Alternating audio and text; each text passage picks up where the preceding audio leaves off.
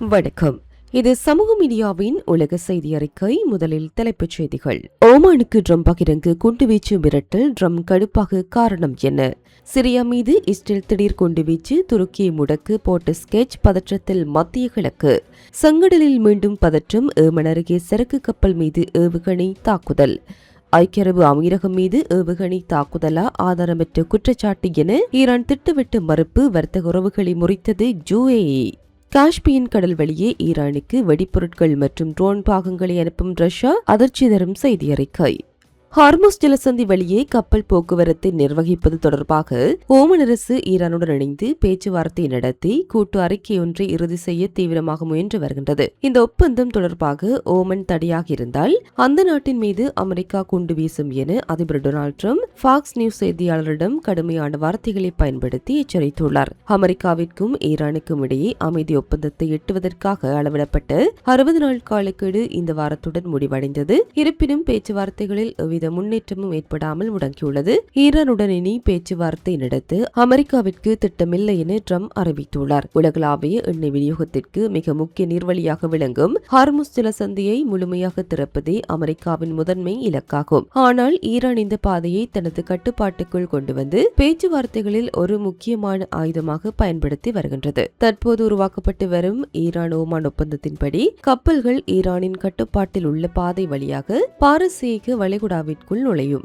ஓமானின் கட்டுப்பாட்டில் உள்ள பாதை வழியாக வெளியேறும். இது நாடுகளின் இறையாண்மை மற்றும் ஈரானின் தேசிய பாதுகாப்பை மதித்து பாதுகாப்பான கப்பல் போக்குவரத்தை உறுதி செய்ய வழிவகைகள் செய்யப்படுகின்றன. ட்ரம்ப் தொடக்கத்தில் ஈரான் மீது விரைவான போரையும் ஈரானின் அணுசக்தி திட்டத்தை கட்டுப்படுத்தும் வலுவான ஒப்பந்தத்தையும் முடிப்பதாக உறுதியளித்திருந்தார். ஆனால் தற்போதைய சூழலில் சர்வதேச நீர்வழியான ஹார்முஸ் ஜலசந்தியில் கப்பல் போக்குவரத்து முடங்கியுள்ளதால் உலக பொருளாதாரம் கடுமையாக பாதிக்கப்பட்டுள்ளது. அமெரிக்காவின் இடைக்கால தேர்தல்கள் நெருங்கி வரும் வேளையில் ட்ரம்பின் நிர்வாகத்திற்கு அழுத்தம் அதிகரித்து வருகின்றது. இந்த அழுத்தத்தின் காரணமாகவே ஈரானுடன் ஒப்பந்தம் செய்து அமெரிக்காவின் இலக்கிற்கு தடையாக இருக்கும் ஓமான் மீது ட்ரம்ப் தனது விரக்தியையும் கோபத்தையும் வெளிப்படுத்தி அச்சுறுத்தல் விடுத்து வருகின்றார். மத்திய கிழக்கில் அமைதியை விரும்பும் ஓமன் மக்கள் தொகை 50 லட்சம் அமெரிக்க ராணுவ வசதிகளை பயன்படுத்த அனுமதித்த போதிலும் ஈரானுடன் தொடர்ந்து நல்லுறவை பேணி வருகின்றது. இரு வல்லரசுகளுக்கு இடையே சிக்கியுள்ள ஓமான் இந்த அச்சுறுத்தல்கள் குறித்து இதுவரை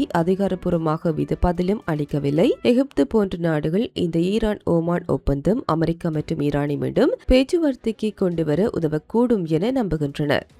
வடமேற்கு சிரியாவில் உள்ள முக்கிய விமானப்படை தளத்தின் மீது இஸ்ரேல் வான்வழி தாக்குதல் நடத்தியுள்ளது. துருக்கிய படைகள் அந்த பகுதியில் நிலைநிறுத்தப்படுவதை தடுக்கும் நோக்கிலேயே இந்த அதிரடி தாக்குதல் நடத்தப்பட்டதாக இஸ்ரேல் தரப்பில் தெரிவிக்கப்பட்டுள்ளது. சிரியாவின் வடமேற்கு மாகாணமான இட்லிப்பில் அமைந்துள்ள அபுதூஹிர் விமானப்படை தளத்தின் ஓடுபாதையை குறிவைத்து செவ்வாய்க்கிழமை அதிகாலையில் 8 குண்டுகள் வீசப்பட்டன. இதில் ஓடுபாதை கடுமையாக சேதமடைந்த போதிலும் உயிரிழப்புகள் எதுவும் ஏற்படவில்லை என்றும் சிரிய அரசு தொலைக்காட்சி உறுதிப்படுத்தியுள்ளது. சிரியாவில் துருக்கிய படைகள் நிலைநிறுத்தப்படுவது தங்கள் நாட்டின் பாதுகாப்பிற்கு நேரடி அச்சுறுத்தலாக அமையும் என்று இஸ்ரேல் பிரதமர் பெஞ்சமின் நெதன்யாகுவின் அலுவலகம் விடுத்துள்ள அறிக்கையில் குறிப்பிடப்பட்டுள்ளது. இது தொடர்ச்சியாக சிரியாவிற்கு பலமுறை எச்சரிக்கை விடுக்கப்பட்டும் அவை புறக்கணிக்கப்பட்டதால் ஒப்புக்கொள்ளப்பட்டு தற்போதைய பாதுகாப்பு நிலையை பாதுகாக்கும் பொருட்டு இத்தாக்குதல் நடத்தப்பட்டதாக கூறப்பட்டுள்ளது. இத்தாக்குதல் குறித்து பேசிய சிரிய வெளியுறவு அமைச்சர் அசாத் அல் ஷிபானி, இஸ்ரேலின் இந்த ஆக்கிரமிப்பு நியாயமற்ற ஆத்திரமூட்டல், சிரியாவின் இறையாண்மை மீதான மீறல் மற்றும் உலகளாவிய ஸ்திரத்தன்மைக்கு நேரடி அச்சுறுத்தல் என கடுமையாக கண்டித்துள்ளார். சர்வதேச சட்டத்தை மீறும் இஸ்ரேலின் இத்தகைய செயல்களுக்கு பொறுப்பேற்க செய்ய சர்வதேச சமூகம் உறுதியான நடவடிக்கை எடுக்க வேண்டும் என துருக்கிய வெளியுறவு அமைச்சகம் வலியுறுத்தியுள்ளது. இப்போதைய தாக்குதல் குறித்து எக்ஸ் தளத்தில் பதிவிட்டுள்ள துருக்கிக்கான அமெரிக்க தூதரும் சிரியாவுக்கான சிறப்பு தூதருமான டாம்பராக், அபுதுஹூர் தளத்தில் மீதான வான்வழி தாக்குதல் பிராந்திய ஸ்திரத்தன்மையை பாதிக்கும் தேவையற்ற பதற்ற அதிகரிப்பாகும். இதுகுறித்து வாஷிங்டன் ஆழ்ந்த கவலை கொண்டுள்ளது என்று தெரிவித்துள்ளார். மேலும் சிரியாவின் இடைக்கால அதிபர் அஹ்மத் அல் ஷாரா தலைமையிலான அரசு மோதலை விரும்பவில்லை என்றும் பதற்றத்தை தணிக்கவே விரும்புகிறது என்றும் அவர் சுட்டிக்காட்டினார். கத்தார், எகிப்து மற்றும் சவுதி அரேபியா உள்ளிட்ட முக்கிய அரபு நாடுகளும் இஸ்ரேலின் இந்த நடவடிக்கைகளுக்கு தங்களின் கடும் கண்டனத்தை பதிவு செய்துள்ளன. அமெரிக்காவின் மத்தியஸ்தத்தில் இஸ்ரேல் சிரியா இடையே ஓராண்டுக்கு மேலாக பேச்சுவார்த்தைகள் நடைபெற்று வந்தாலும் இதுவரை பாதுகாப்பு ஒப்பந்தம் எதுவும் எட்டப்படவில்லை என்பது குறிப்பிடத்தக்கது.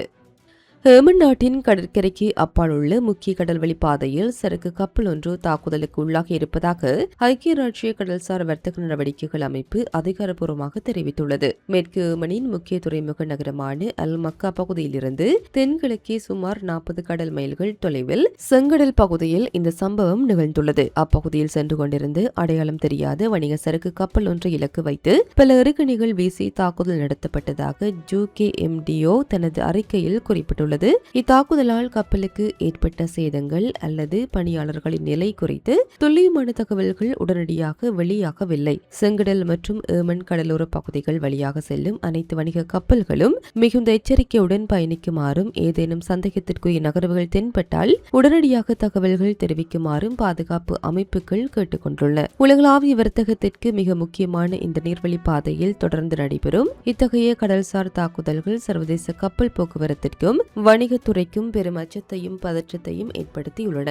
ஐக்கிய அரபு அமீரகத்தை நோக்கி ஈரான் 2 பாலிஸ்டிக் ஏவுகணைகளை வீசியதாக சுமத்தப்பட்ட குற்றச்சாட்டுகளை ஈரான் அரசு முற்றிலுமாக மறுத்துள்ளது. இதனிடையே பதற்றம் அதிகரித்ததன் காரணமாக ஈரானுடனான அனைத்து வணிக மற்றும் நிதி பரிவர்த்தனைகளையும் ஐக்கிய அரபு அமீரகம் உடனடியாக நிறுத்தி வைத்துள்ளது. ஈரானிலிருந்து தங்களை நோக்கி 2 பாலிஸ்டிக் ஏவுகணைகள் ஏவப்பட்டதை நாட்டின் பாதுகாப்பு அமைச்சகம் கண்டறிந்ததாக அபுதாபி தெரிவித்துள்ளது. இந்த ஏவுகணைகள் கடல்வழி போக்குவரத்தை குறிவைத்து தாக்கப்பட்டதாகவும் அதில் ஒன்று யுஏஇயின் கடல் எல்லைக்குள் வெளியேயும் மற்றொன்று கடல் எல்லைக்குள் விழுந்ததாக எக்ஸ் தளத்தில் வெளியிடப்பட்ட புதுப்பிப்பில் தெரிவிக்கப்பட்டுள்ளது. நாட்டின் இறையாண்மை, பாதுகாப்பு மற்றும் கடல்வழி போக்குவரத்தை சீர்குலைக்கும் எந்தவொரு முயற்சியையும் உறுதியாக எதிர்கொள்ள படைகள் தயார் நிலையில் உள்ளன என்று யுஏஇ பாதுகாப்பு அமைச்சகம் எச்சரித்துள்ளது.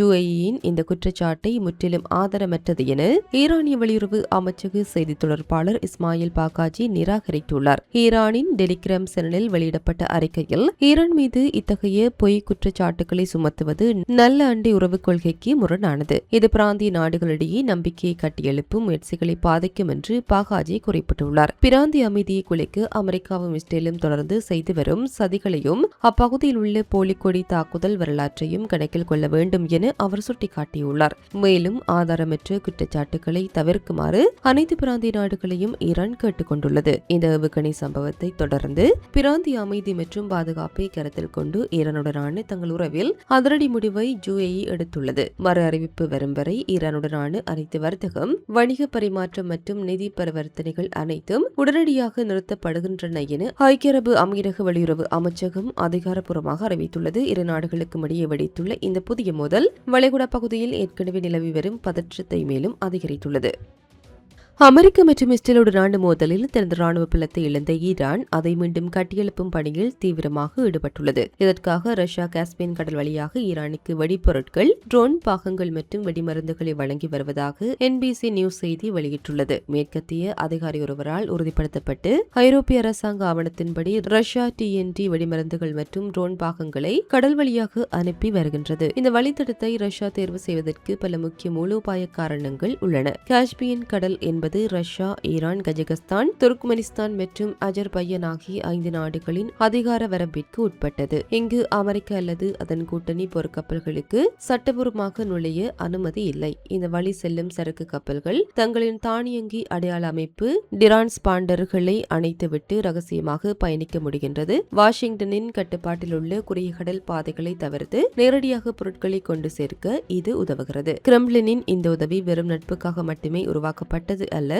இதன் பின்னணியில் பல மூலோபாய கணக்குகள் உள்ளன. பாரசீக வளைகுடாவில் அமெரிக்க இலக்குகளை நோக்கி ஈரான் நடத்தும் ஒவ்வொரு ட்ரோன் தாக்குதலும் உக்ரைன் போரிலிருந்து அமெரிக்காவின் கவனத்தையும் ராணுவ வளங்களையும் திசை திருப்புகின்றது. ஈரானின் ஆயுத கிடங்கை மீண்டும் பலப்படுத்துவதன் மூலம் லெபனானின் ஹிஸ்புல்லா, ஈராக் மற்றும் சிரியாவில் உள்ள ஈரான் ஆதரவு குழுக்களுக்கு தெஹ்ரான் தொடர்ந்து உதவ முடியும். இதனால் மத்திய கிழக்கில் அமெரிக்காவிற்கு அழுத்தம் அதிகரித்து அது உக்ரைனுக்கு வழங்கும் உதவிகளை குறைக்க வழிவகுக்கும். 2026 மார்ச் மாதத்தில் இந்த விநியோக சங்கிலியை முடக்க இஸ்ரேல் முயன்றது. ஈரானின் வடக்கு கடற்கரையில் உள்ள பந்தர் அன்சாலி துறைமுக வளாகத்தின் மீது இஸ்ரேலிய விமானங்கள் தாக்குதல் நடத்தி கப்பல்களையும் துறைமுக உள்கட்டமைப்புகளையும் அளித்தன. இருப்பினும் இந்த விநியோக சங்கிலி மீண்டும் சீரமைக்கப்பட்டு ரஷ்யா மற்றும் ஈரானிய துறைமுகங்களுக்கு இடையே ஈரான் ராணுவ சரக்கு போக்குவரத்து தொடர்ந்து நடைபெற்று வருவதாக உளவுத்துறை தகவல்கள் தெரிவிக்கின்றன. இந்த விநியோக குற்றச்சாட்டுகள் குறித்து மாஸ்கோவோ அல்லது தெஹ்ரானோ இதுவரை அதிகாரப்பூர்வ எவ்வித கருத்தையும் தெரிவிக்க தெரிவிக்கவில்லை. ஈரானின் ராணுவ உள்கட்டமைப்புக்கு ஏற்பட்டுள்ள சேதங்கள் மற்றும் ரஷ்யாவின் இந்த உதவிகள் அவற்றை எந்த அளவிற்கு ஈடு செய்கின்றன என்பது குறித்து மேற்கத்திய உளவு அமைப்புகள் தொடர்ந்து ஆய்வு செய்து வருகின்றன.